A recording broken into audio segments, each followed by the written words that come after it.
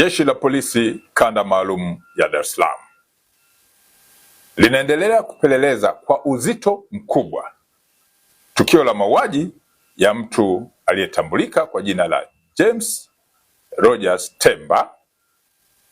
Huyu alikuwa ni mwanafunzi wa mwaka wa pili wa chuo cha usimamizi wa fedha yani IFM ambacho kipo jijini Dar es Salaam, ambaye mwili wake ulikutwa unaelea kwenye maji yaliyokuwa yanatiririka katika mto Msimbazi, eneo la Kipawa, Ilala, tarehe 30 mwezi wa 4 mwaka huu wa 2026, huku mwili huo ukiwa hauna kichwa.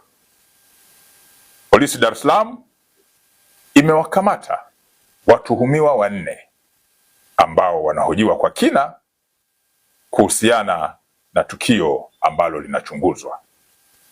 Watuhumiwa waliokamatwa na wanahojiwa ni pamoja na Steven Rogers Chaka, huyu ni mbungu, ana miaka 31, ni afisa maabara mkazi wa Hai mkoani Kilimanjaro.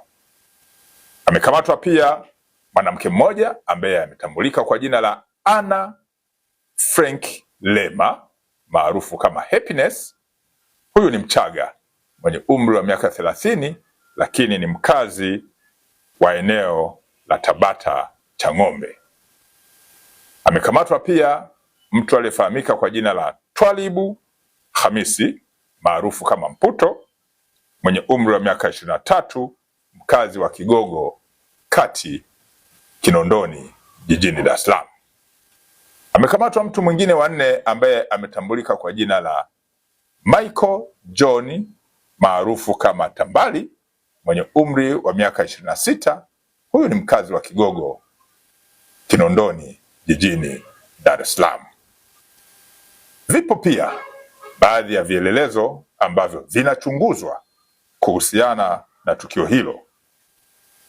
Wito wa Jeshi la Polisi Kanda Maalum ya Dar es Salaam kwa wananchi kuwa watulivu ili kila aliyehusika kulingana na ushahidi ambao unakusanywa na utakusanywa aweze kuchukuliwa hatua za kisheria.